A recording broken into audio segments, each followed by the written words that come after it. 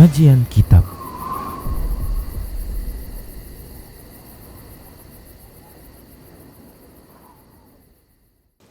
Bismillah, assalamualaikum warahmatullahi wabarakatuh.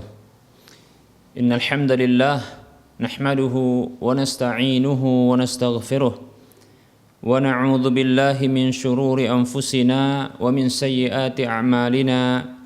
Man yahdihillah fala mudilla lah wa man yudlilhu fala hadiyalah. Wa ashhadu an la ilaha illallah wahdahu la syarika lah. Wa ashhadu anna Muhammadan abduhu wa rasuluhu sallallahu alaihi wasallam. Qala Allahu tabaraka wa ta'ala, ya ayyuhalladzina amanu taqullaha haqqa tuqatih wa la tamutunna illa wa antum muslimun. Ya ayyuhan nasu taqu rabbakumul ladzi khalaqakum min nafsin wahidah wa khalaqa minha zawjaha wa bassa minhuma rijalan katsiran wa nisaa'a. Wattaqullaha alladzi tasaaluna bihi wal arham innallaha kana 'alaikum raqiba.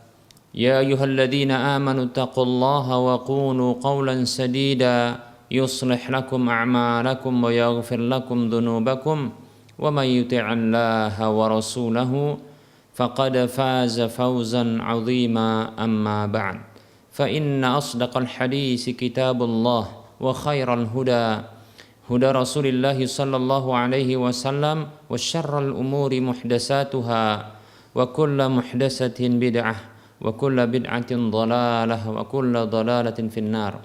Para pemirsa Rosyad TV dan para pendengar radio Medan Mengaji di mana saja Anda berada, rahimani wa rahimakumullah. Alhamdulillah, kita bersyukur kepada Allah Subhanahu wa taala atas setiap nikmat dan kebaikan yang Allah berikan kepada kita. Selawat serta salam tak lupa kita ucapkan untuk Nabi tercinta Nabi Muhammad sallallahu alaihi wasallam.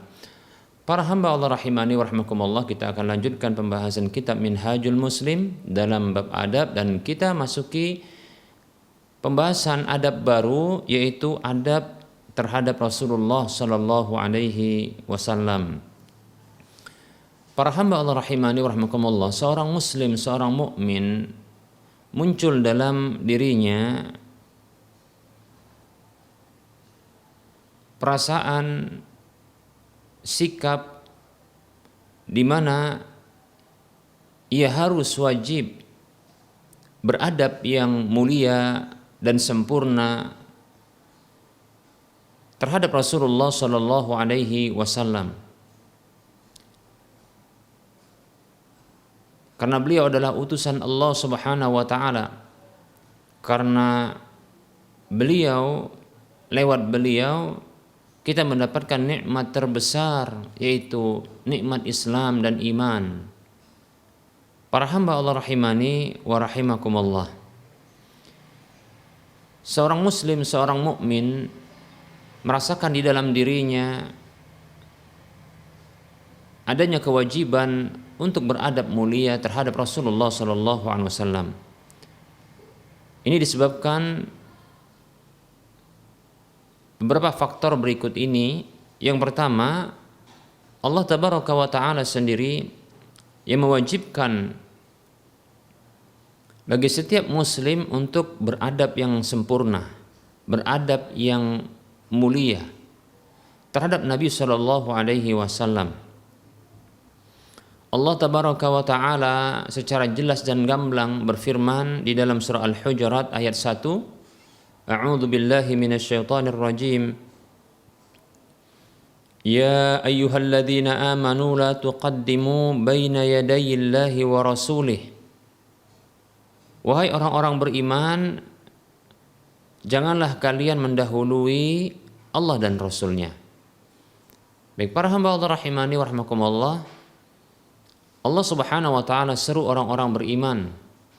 Allah Subhanahu wa taala panggil orang-orang beriman agar mereka mengambil perhatian terhadap apa yang akan disampaikan oleh Allah berikut ini, yaitu larangan untuk mendahului Allah dan Rasul-Nya, melangkahi kebijakan Allah dan Rasul-Nya.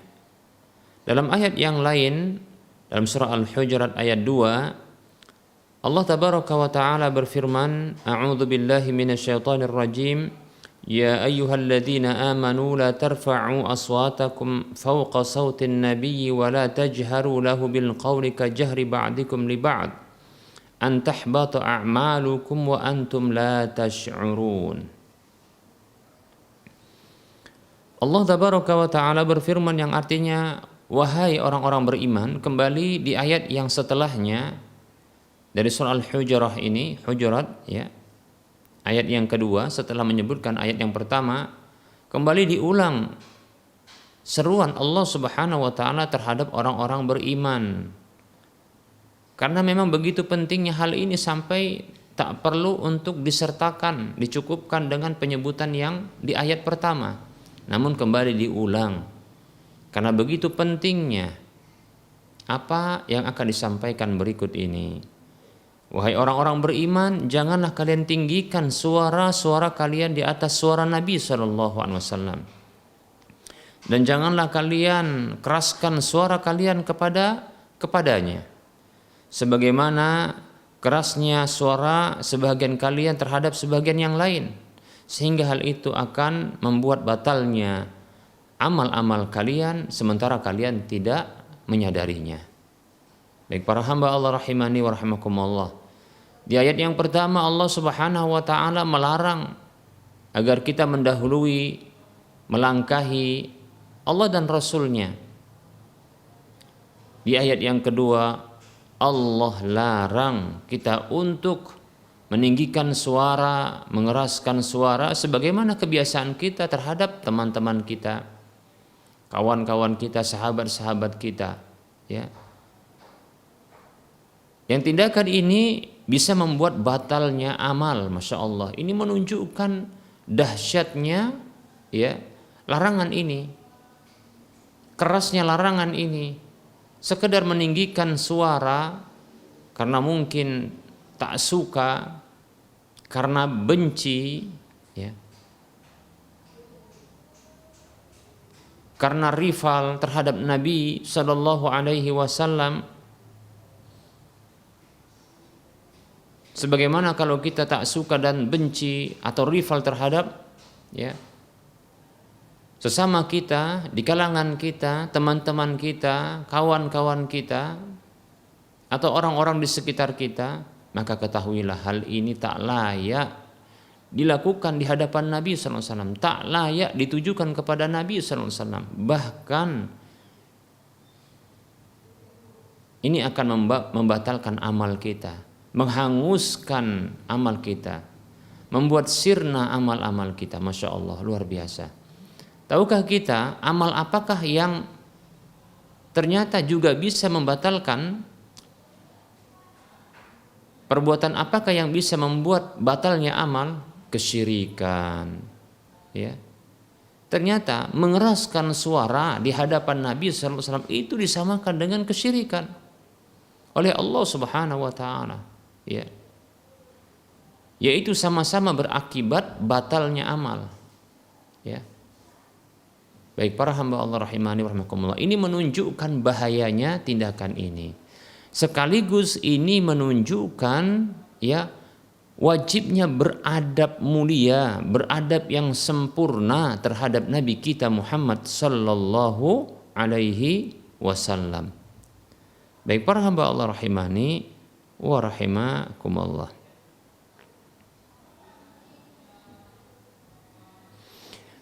Allah tabaraka wa ta'ala berfirman di dalam surah Al-Hujurat ayat 3, kelanjutan dari dua ayat sebelumnya yang sudah kita bacakan.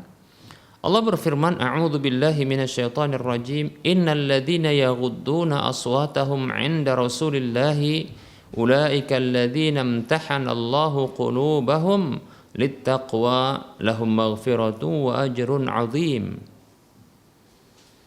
Allah berfirman yang artinya sesungguhnya orang-orang yang merendahkan suara-suara mereka di sisi Rasulullah sallallahu alaihi wasallam, mereka itulah orang-orang yang Allah Subhanahu wa taala sucikan, murnikan hati-hati mereka untuk bisa bertakwa. Mereka mendapatkan keampunan dan pahala yang besar. Masya Allah. Ya. Allah Subhanahu wa taala memberikan motivasi, Allah Subhanahu wa taala sekaligus memuji orang-orang yang merendahkan suaranya di hadapan Nabi sallallahu alaihi wasallam, menunjukkan ketaatan mereka kepada Nabi sallallahu alaihi wasallam, menunjukkan penghormatan mereka kepada Nabi sallallahu alaihi wasallam, menunjukkan pemuliaan mereka terhadap Nabi sallallahu alaihi wasallam. Maka Allah Subhanahu wa taala balas mereka dengan ampunan dan pahala yang besar. Dan itu menunjukkan ketakwaan. Baik para hamba Allah rahimani wa rahimakumullah. Nah, tentunya orang-orang yang bisa ya melembutkan suaranya di hadapan Nabi sallallahu alaihi wasallam, merendahkan suaranya di hadapan Nabi sallallahu alaihi wasallam adalah orang-orang yang hatinya lembut, hatinya mau taat kepada Allah Subhanahu wa taala dan Rasulnya. Karena ketaatan kepada Rasul itu merupakan ketaatan kepada Allah. Allah berfirman, a'udzubillahi minasyaitonir rajim, may yuti'ir rasula faqad ata'a Allah. Siapa saja yang taat kepada Rasul maka sungguh dia telah taat kepada Allah. Maka sebagai ketaatannya, sebagai bentuk ketaatannya kepada Allah, maka dia taat kepada Rasul. Sebagaimana bentuk pemuliaan terhadap Allah, maka dia muliakan Rasul sallallahu alaihi wasallam. Sebagaimana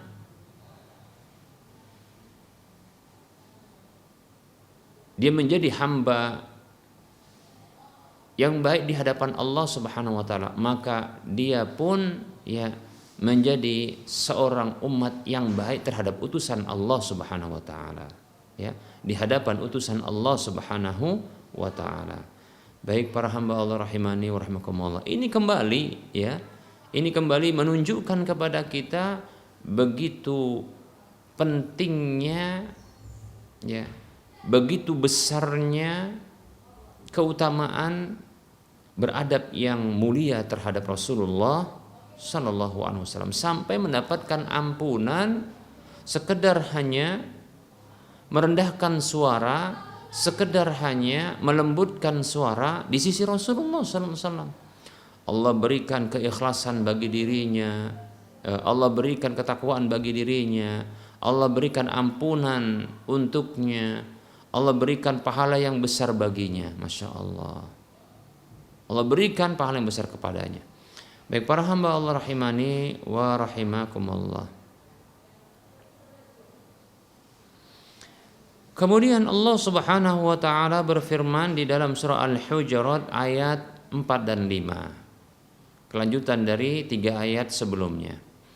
Allah berfirman, a'udzu billahi minasyaitonir rajim, innal ladzina yunadunaka min wara'il hujurati aktsaruhum la ya'qilun walau annahum sabaru hatta takhruja ilaihim lakana khairan lahum wallahu ghafurur rahim. Allah tabaraka wa taala berfirman yang artinya, sesungguhnya orang-orang yang memanggilmu wahai Muhammad sallallahu alaihi wasallam. Ya. Maksudnya di sini adalah memanggil Rasulullah Muhammad sallallahu alaihi wasallam, karena ayat ini turun kepada Rasulullah sallallahu alaihi wasallam. Sesungguhnya orang-orang yang memanggilmu wahai Muhammad sallallahu alaihi wasallam dari balik rumah atau dari balik kamar-kamar itu, maksudnya adalah di luar kamar, dipanggil begitu, ya. Kebanyakan mereka itu tidaklah berakal, Masya Allah. Allah Subhanahu wa taala mencela orang-orang yang memanggil Rasulullah sallallahu alaihi wasallam dari balik dari luar rumah, ya. Dari luar rumah memanggil Rasulullah, tentunya ini bukan suara yang rendah, bukan suara yang lembut, karena agar didengar oleh Rasulullah, maka dengan suara yang keras, ya. Allah Subhanahu wa taala mensifati mereka dengan ketiadaan akal, tidak punya akal, tidak paham, demikian, ya.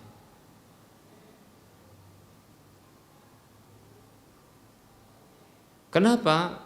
Karena sesungguhnya itu akan membuat suaranya keras di hadapan Nabi Sallallahu Alaihi Wasallam, dan itu akan bisa membatalkan amalan dirinya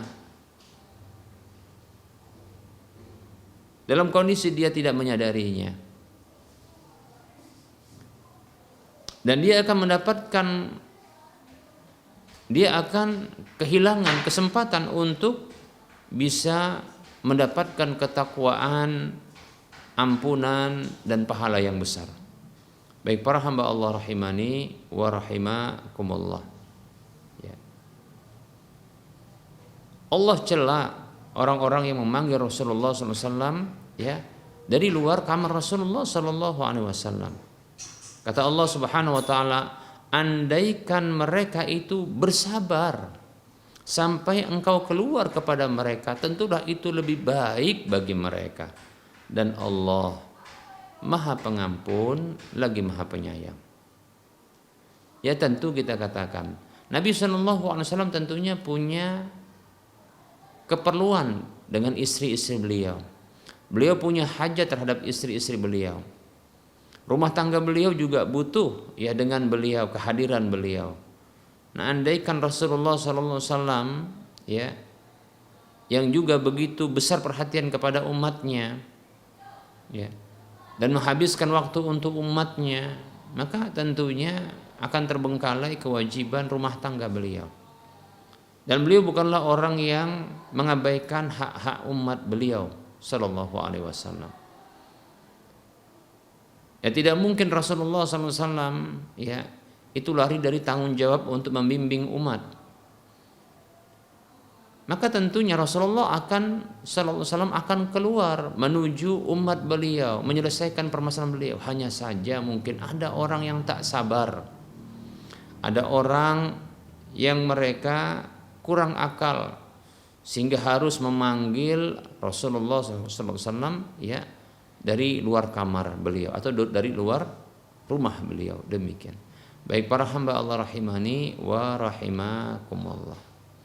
Maka demikian pula ya sebagian ulama kita memberikan sebuah adab saat ini setelah wafatnya Nabi sallallahu alaihi wasallam agar beradab di sisi kuburan Nabi sallallahu alaihi wasallam, tidak bertengkar, tidak meninggikan suara di sisi Nabi atau di sisi kuburan Nabi Shallallahu Alaihi Wasallam, ya.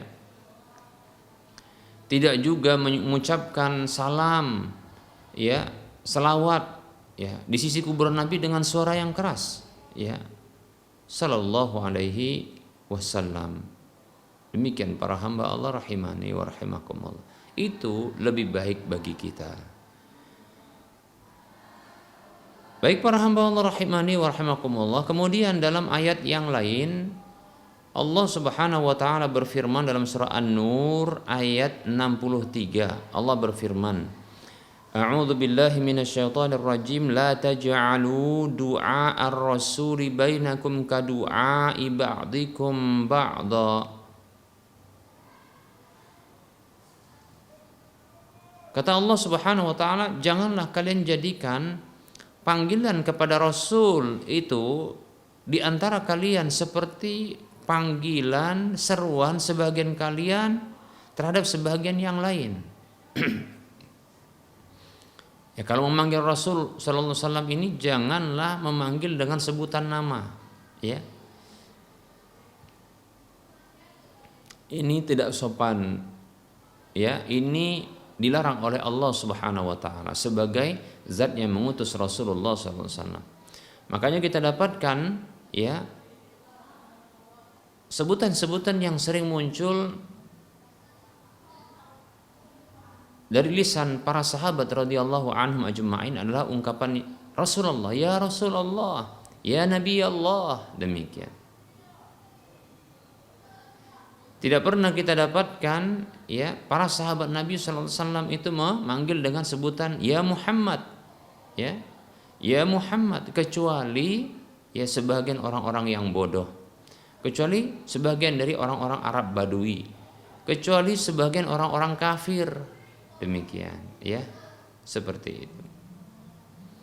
Baik para hamba Allah rahimani wa rahimakumullah, demikianlah seyogyanya, seharusnya ya orang-orang yang berilmu di antara kita itu jangan kita panggil dengan namanya, ya, jangan kita panggil dengan namanya, jangan kita panggil ya dengan sekedar namanya, tapi panggillah dengan sebuah sebutan yang dia bersifat dengannya. Seperti contohnya dipanggil ustadz, ya.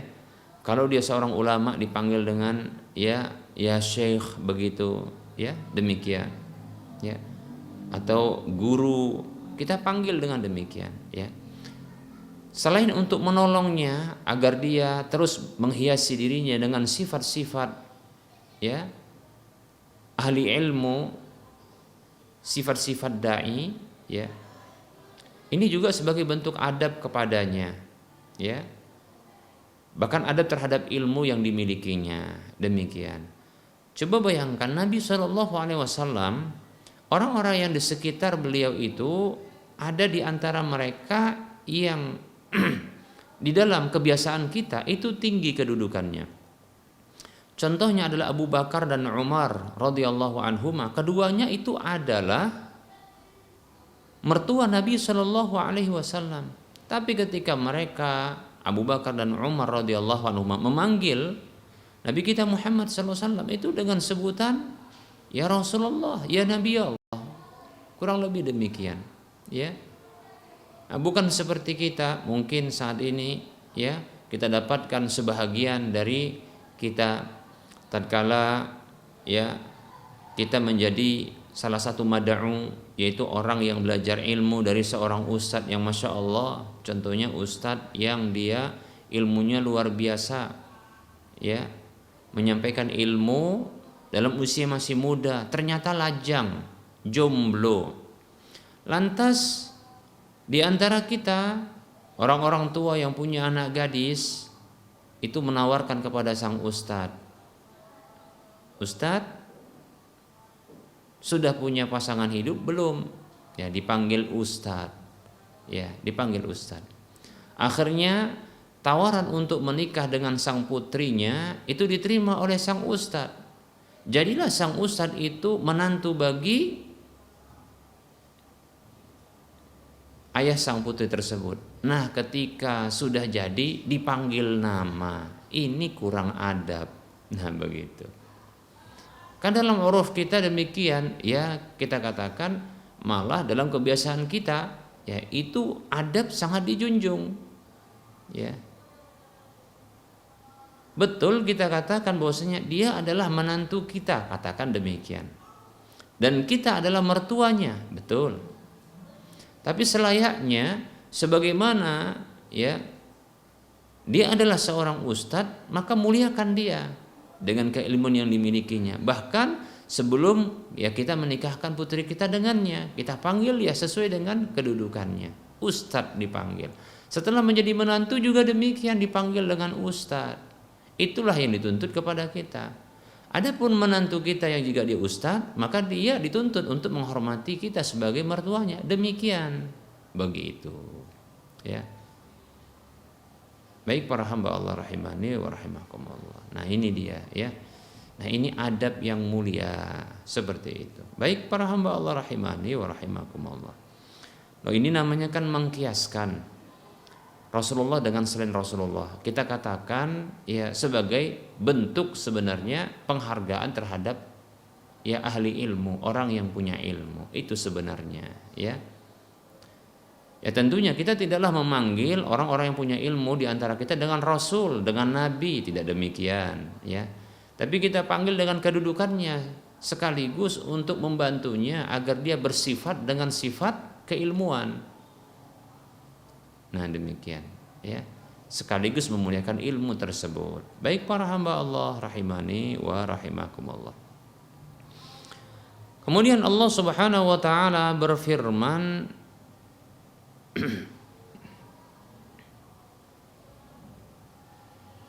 di dalam surah An-Nur ayat 62. Allah Subhanahu wa taala berfirman, a'udzu billahi minasyaitonir rajim.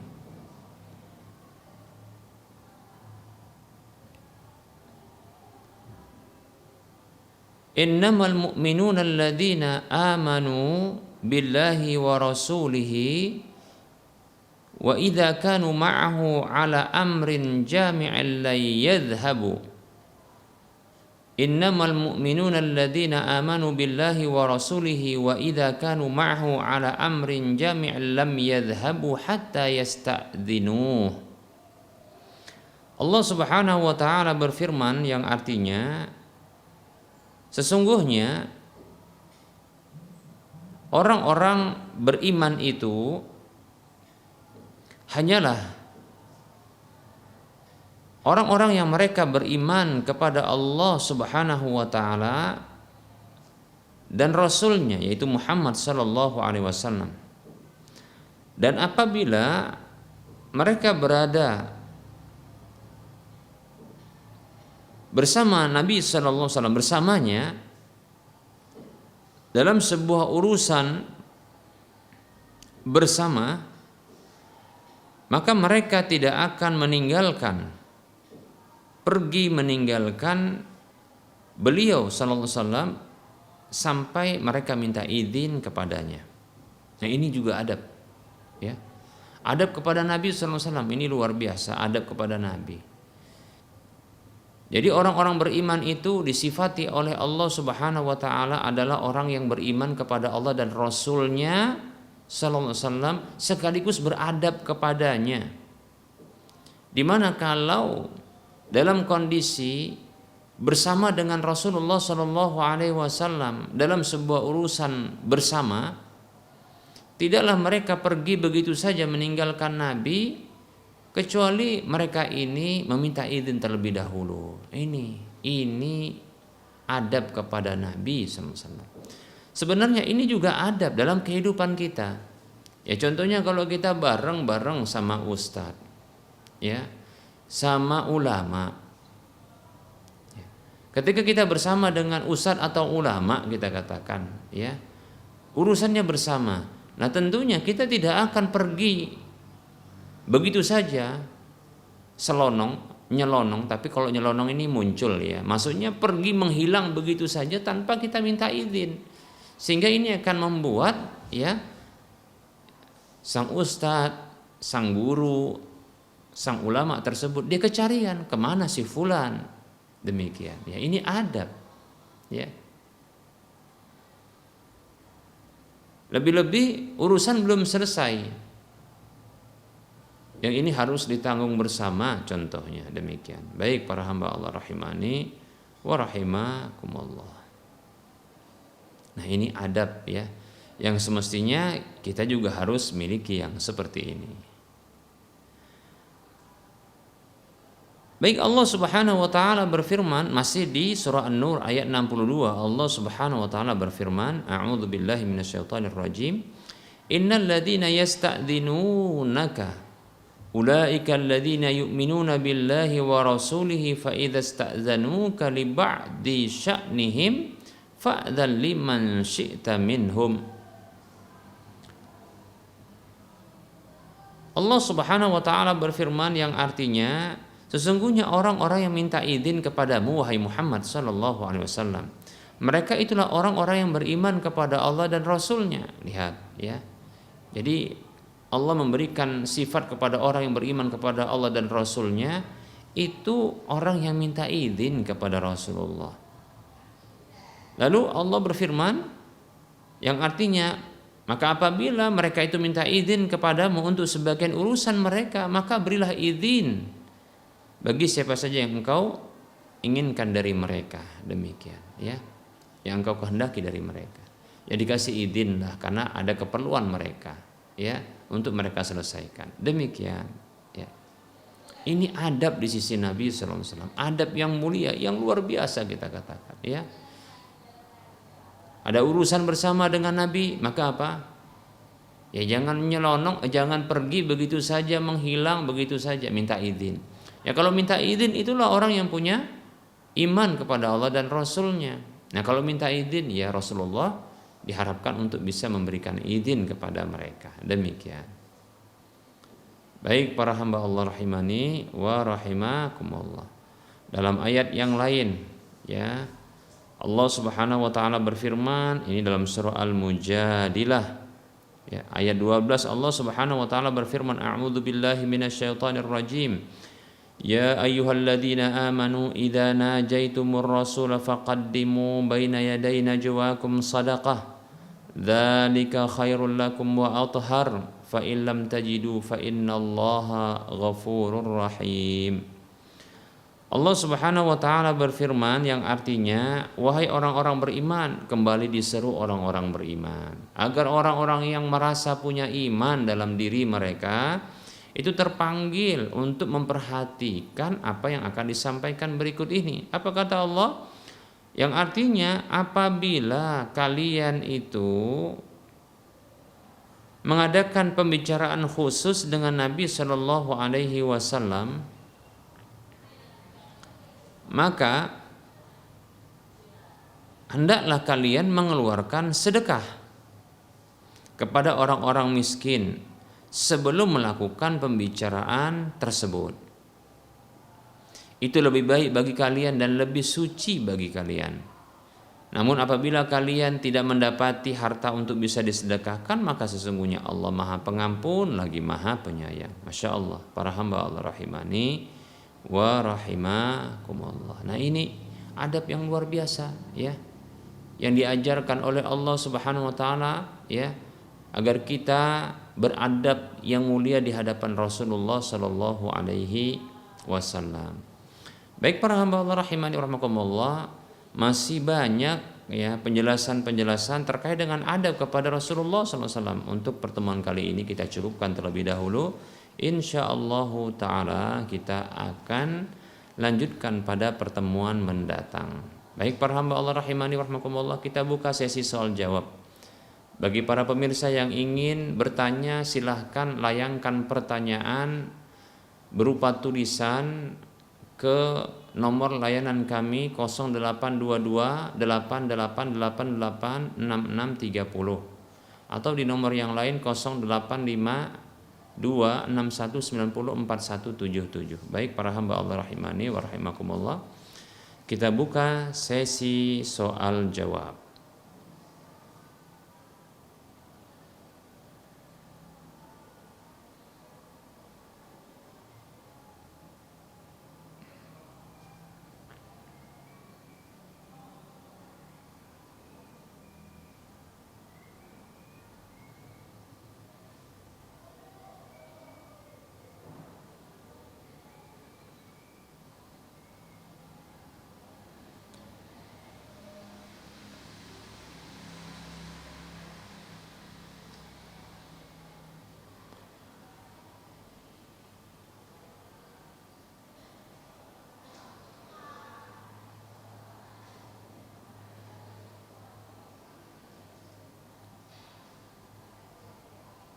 Baik, ada pertanyaan. Assalamualaikum Ustadz, izin bertanya, apa hukum menerima orderan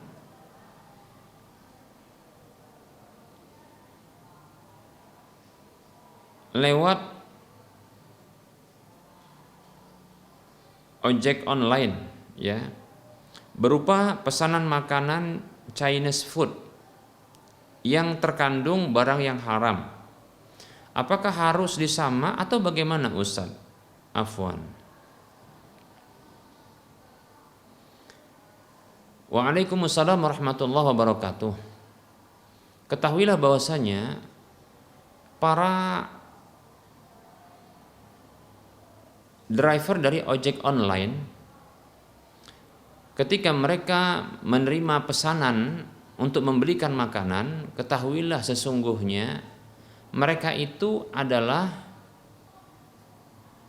orang yang langsung berinteraksi dengan jual beli tersebut. Mereka sebagai pembeli dari pesanan-pesanan itu. Nah, maka tidak boleh untuk membeli apa saja yang diharamkan untuk dikonsumsi. Tidak boleh, bahkan haram ya untuk membeli walaupun membelikan ya. Walaupun membelikan. Tapi tetap saja para driver dari ojek online itu mereka sesungguhnya yang langsung berinteraksi dengan transaksi jual beli itu. mereka yang membeli sebagai pembelinya, maka diharamkan bagi mereka untuk membeli barang-barang yang diharamkan untuk dikonsumsi. Dalam sebuah hadis yang diriwayatkan oleh Imam Ahmad, Nabi kita Muhammad sallallahu alaihi wasallam bersabda, "Innallaha azza wa jalla idza harrama akla syai'in harrama samanahu." Kata Nabi sallallahu alaihi wasallam yang artinya sesungguhnya Allah azza wa jalla apabila mengharamkan mengkonsumsi sesuatu, maka Allah haramkan hasil jual belinya. Allah haramkan jual belinya. Demikian, ya. Maka tidak boleh untuk berjual beli, membeli dan menjual apa saja yang haram untuk dikonsumsi. Termasuk adalah makanan-makanan yang mengandung, ya, perkara-perkara yang diharamkan. Demikian, ya. Wallahu taala alam, semoga bermanfaat.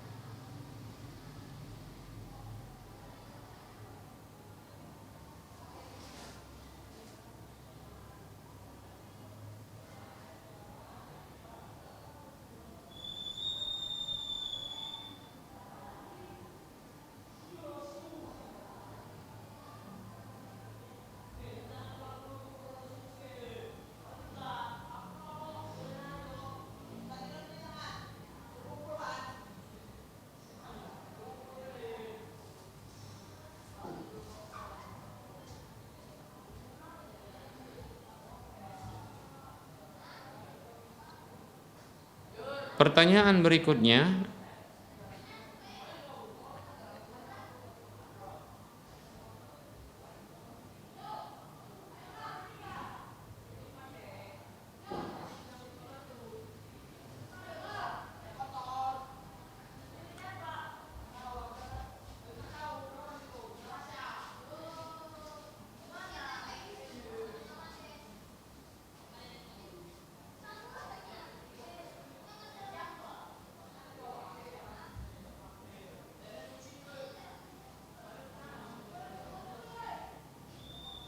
baik, kita menanti pertanyaan berikutnya. Baik, silahkan dikirimkan pertanyaannya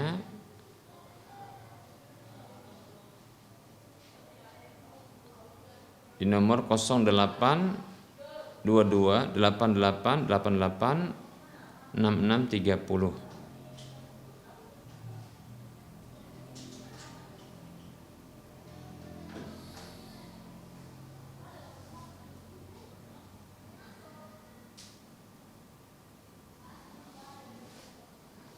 Baik, ada pertanyaan. Assalamualaikum Ustadz, maaf sedikit mengganggu. Saya ingin bertanya perihal BPJS perusahaan. Bagaimana hukum BPJS yang ditawarkan oleh perusahaan Ustadz? Waalaikumsalam warahmatullahi wabarakatuh. Maka ini dilihat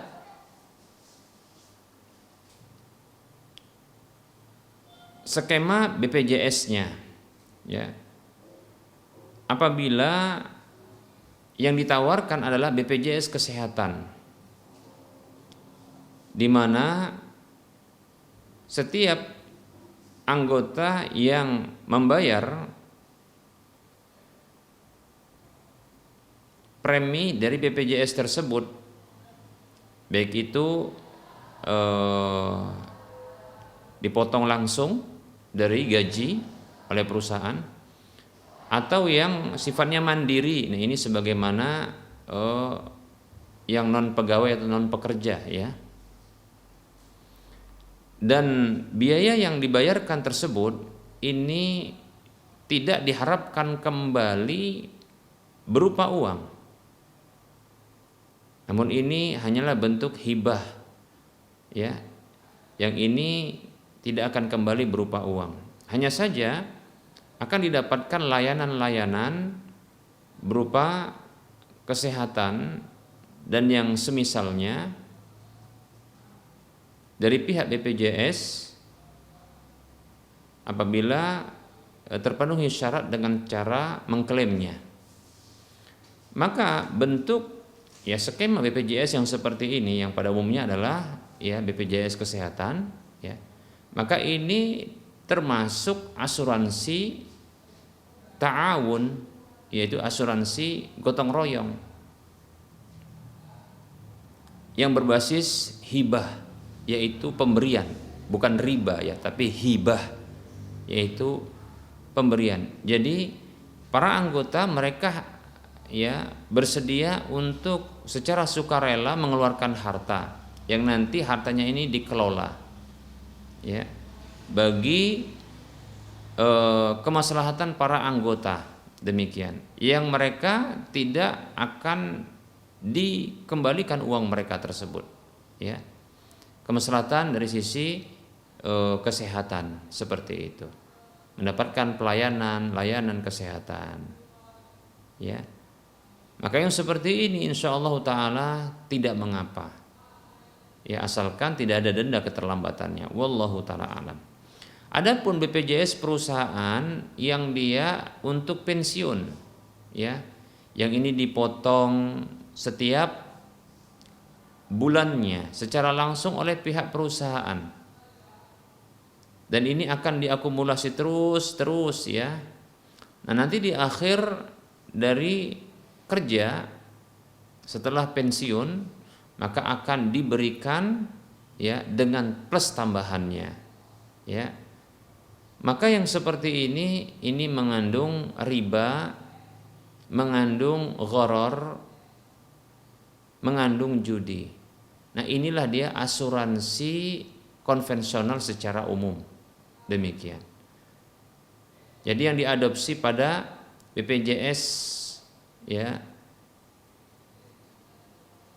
pensiun ya, ketenagakerjaan yang sifatnya untuk pensiun, maka ini lebih condong ya kepada asuransi konvensional yang memberlakukan akad riba, gharar dan judi, demikian. Sehingga ini terlarang. Lalu bagaimana pihak perusahaan yang dia langsung memotong ya, apabila menjadi anggota atau menjadi pekerja di perusahaan tersebut, maka otomatis akan didaftarkan. Maka wallahu taala alam, bukan merupakan dosa dari sang pekerja, para pekerja yang mereka sesungguhnya tidak menginginkan agar masuk ke dalam BPJS tersebut, namun didaftarkan oleh pihak perusahaan, maka pihak perusahaan yang menanggungnya walaupun dari dana atau gaji pegawai tersebut atau karyawan tersebut. Lalu bagaimana dengan uang-uang yang dipotong tersebut? Maka sesungguhnya hasil dari BPJS ketenagakerjaan yang dia untuk pensiun boleh untuk diambil seukuran nilai real dari akumulasi premi yang disetorkan setiap bulannya. Jadi mulai dibayarkan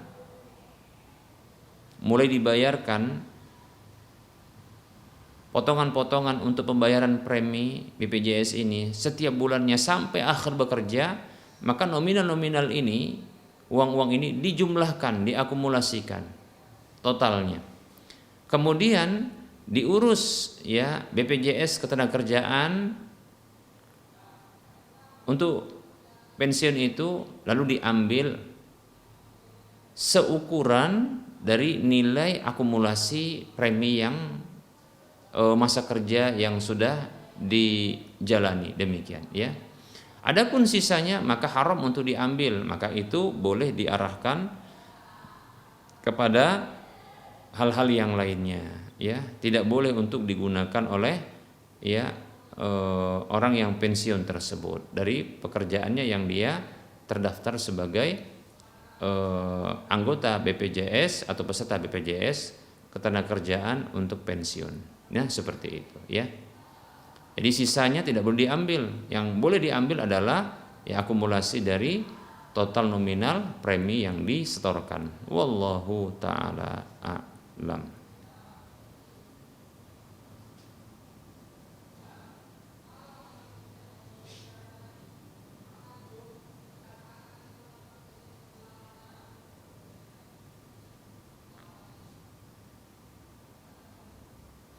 Ada pertanyaan, Assalamualaikum Ustadz, bagaimana caranya acara akikahan yang sesuai dengan sunnah? Tradisi masyarakat di sini ada acara doa selamatan juga Ustadz. Syukran Ustadz, jazakumullahu khairan.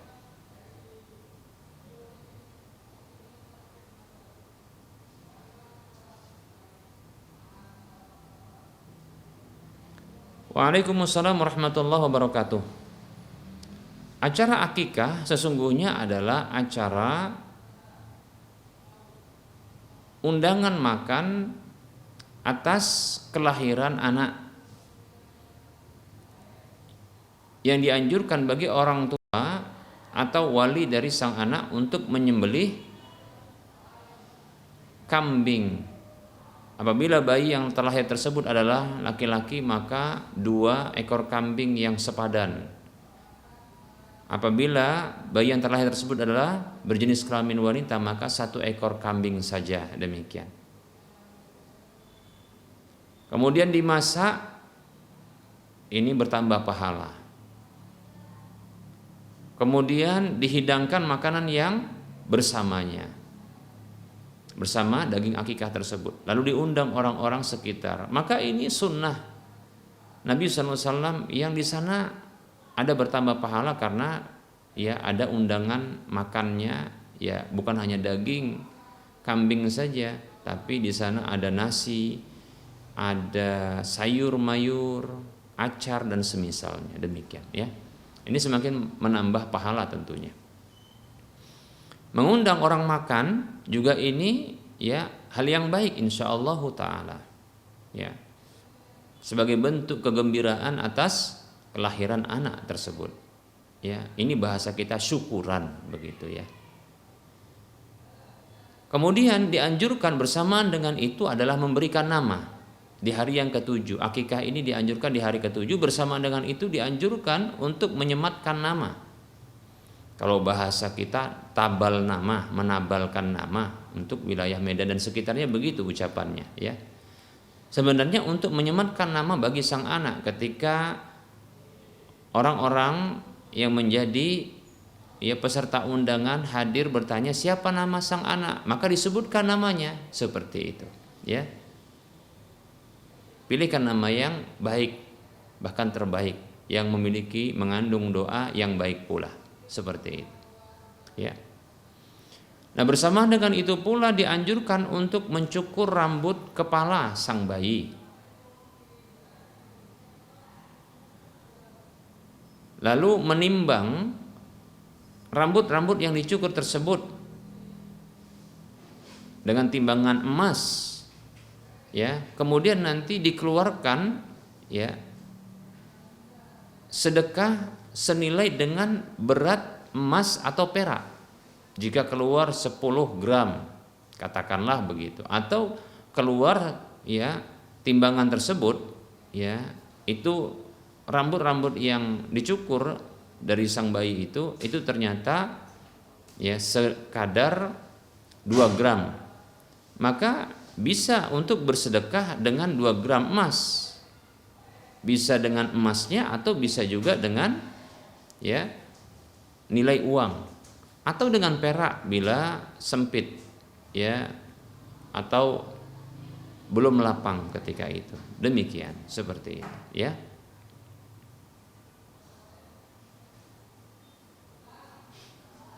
Baik para hamba Allah rahimani wa rahimakumullah, dianjurkan bagi orang yang melihat sang bayi tersebut untuk mendoakan keberkahan, yang mendoakan keberkahan. Begitu juga dianjurkan bagi orang tua untuk mendoakan sang bayi tersebut agar tidak terkena gangguan-gangguan yang bersifat eksternal. Seperti Nabi SAW pernah memberikan doa perlindungan kepada Hasan dan Husain dengan ungkapan u'idzukumaa bikalimatillahi tammati min kulli syaitanin wa hammatin wa min kulli ainin lammah, seperti itu. Maka tinggal disesuaikan kata gantinya. Kalau laki-laki u'idzuka 1 orang, kalau perempuan u'idzuki. bi kalimatillahi tammati min kulli syaitanin wa hammatin wa min kulli ainin lamah, begitu. Aku mohonkan perlindungan untukmu dengan firman-firman Allah yang maha sempurna dari setiap setan, ya, dan hewan-hewan berbisa atau hewan-hewan buas.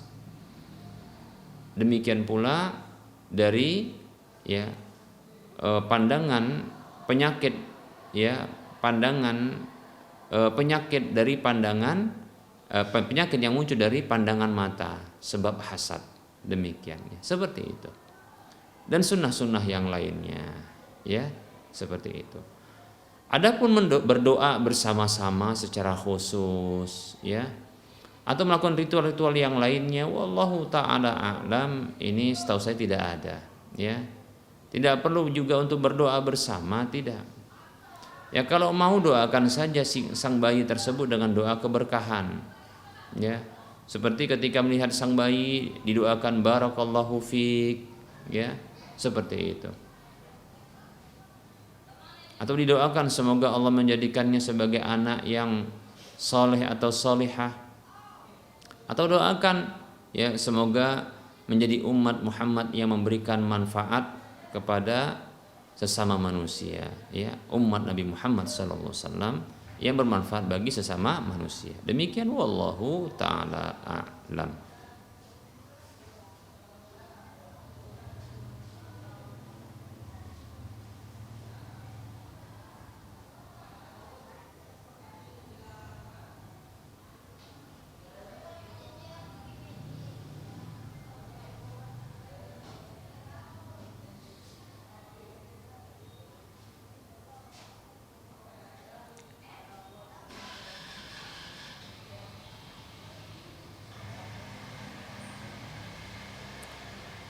Baik, ada pertanyaan. Assalamualaikum.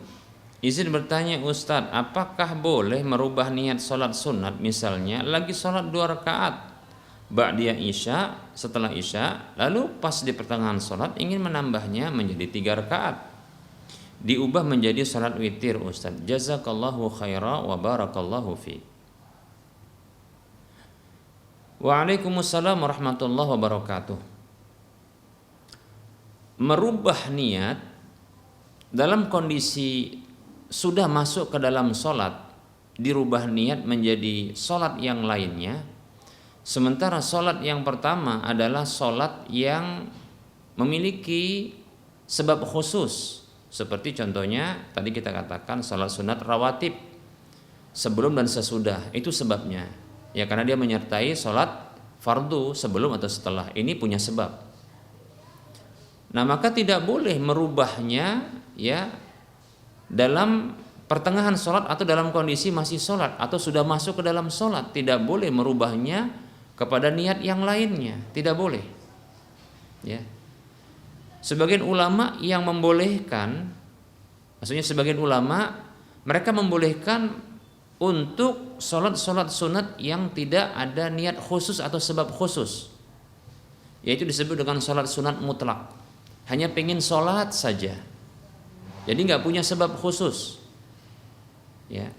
Nah, yang seperti inilah yang boleh untuk dirubah niatnya dalam kondisi masih sedang sholat atau sudah masuk ke dalam sholat, boleh dirubah kepada yang lainnya, karena tadinya tidak ada niat secara khusus atau sebab khusus, begitu.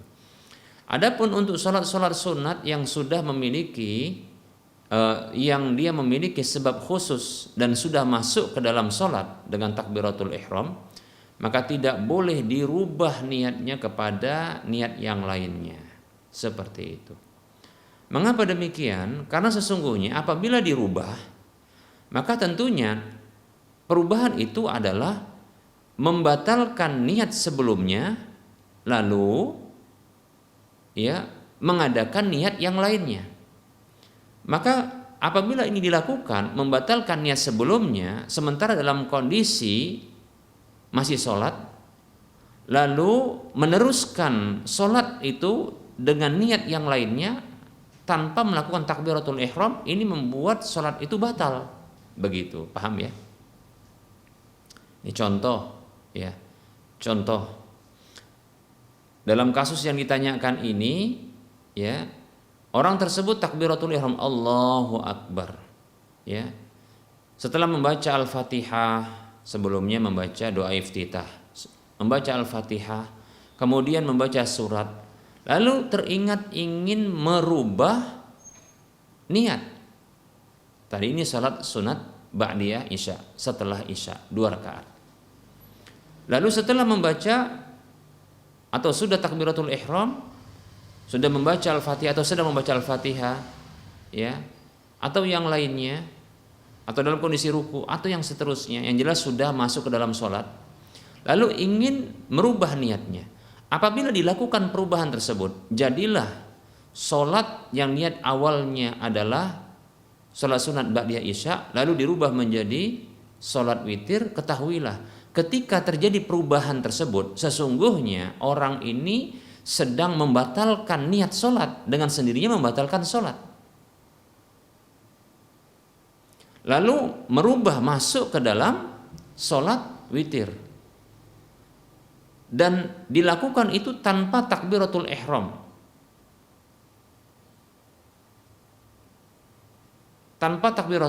namun melanjutkan sholat tersebut, maka tentunya sepakat para ulama ini tidak sah, karena masuk ke dalam sholat tanpa takbiratul ihram. Karena takbiratul ihram adalah pembuka sholat, awal pembuka sholat, atau kita katakan tahrimu as-shalah, yaitu pengharam, ya, sholat dari apa saja yang di luar sholat, demikian, ya. Itu takbiratul ihram, ya. Baik para hamba Allah rahimani wa rahimakumullah, sehingga tidak boleh kecuali apabila sholat-sholat sunat yang dia tidak memiliki sebab khusus yang disebut dengan sholat sunat mutlak, maka itu yang boleh untuk dirubah niatnya menjadi sholat-sholat sunat yang lainnya. Wallahu ta'ala a'lam. Baik para hamba Allah rahimani wa rahimakumullah, ternyata sudah masuk waktu sholat zuhur untuk wilayah Medan dan sekitarnya. Kita cukupkan penyampaian materi dan menjawab pertanyaan yang telah masuk. Tentunya dalam penyampaian ini banyak kekurangan dan kesalahan serta kekeliruan. Kepada Allah saya mohon ampun, dan kepada para pemirsa dan para pendengar sekalian saya mohon maaf. Kebenaran yang disampaikan maka ambillah, kesalahan dan kekurangan serta kekeliruan maka tinggalkanlah. Sebelum kita mengakhiri perjumpaan kita, seperti biasa kita ingatkan dan kita motivasi saudara-saudara seiman seluruhnya. Mari kita berdonasi. Mari kita berdonasi membebaskan lahan yang nantinya di atas lahan ini akan dibangun Masjid Al-Muwahhidin untuk wilayah Medan dan sekitarnya. Ini tentunya akan digunakan untuk ibadah, untuk dakwah dan kegiatan sosial yang lainnya. Maka setiap kegiatan-kegiatan yang bermanfaat yang akan dilakukan di atasnya, maka setiap orang yang memiliki andil peran untuk pengadaan lahan ini, dia akan mendapatkan pahala yang begitu besar. Inilah disebut dengan infak fisabilillah, yang minimal pahalanya adalah 700 kali lipatnya. Maka saya motivasi, mari kita, ya, memiliki aset akhirat dengan mendonasikan sebagian harta kita ke Bank Syariah Mandiri atau Bank Syariah Indonesia di nomor 7127485555 atas nama Yayasan Lajnah Dakwah Medan, kode bank 451. Di layar kaca Anda itu senantiasa lewat, ya, informasi tentang seperti ini. Semoga Anda termotivasi dan semoga Allah Subhanahu wa taala mengumpulkan kita dalam kebaikan dan semoga bermanfaat. Wassallallahu ala Muhammad wa ala alihi wa sahbihi ajma'in. Subhanakallahumma wa bihamdika asyhadu an la ilaha illa anta astaghfiruka wa atubu ilaika walhamdulillahi rabbil alamin. Wassalamu alaikum warahmatullahi wabarakatuh.